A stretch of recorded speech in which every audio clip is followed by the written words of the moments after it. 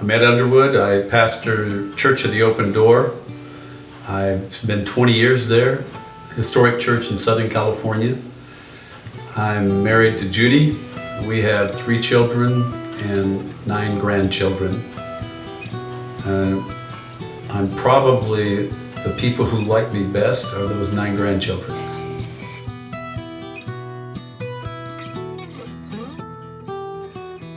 Recentered is, now it's a ministry, but it began as an idea deep in my heart.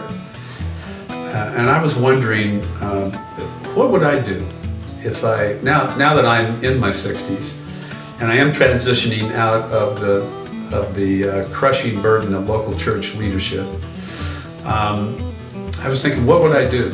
And I started talking about discipleship, and everybody loved the idea of it. What I realized was that I don't think very few of them had ever actually been discipled, had an experience with discipleship. And that's where I began to formulate this idea that it is the Great Commission. So what if we spent years changing the culture of Church of the Open Door.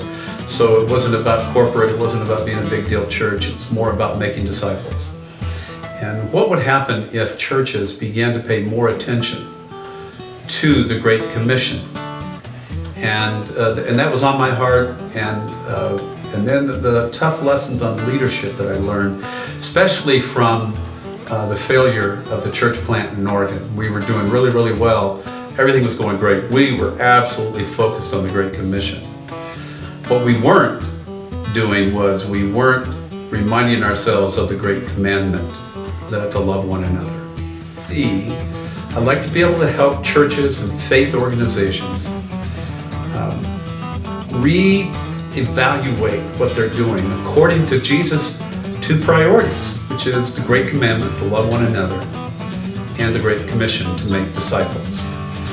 And one of the guys in the group, a dear friend of mine, Dave Burchett, said, that's Recentered. You want to help people recenter. So that's what Recentered is. It is a ministry that Judy and I started that we believe in, and we want to help churches, faith communities. We're not telling them what vision to have. We're not trying to figure out what they should do. Mission organizations, mission teams. What we want to help them do is to build sustainability into their communities by paying attention to what Jesus says we should be doing.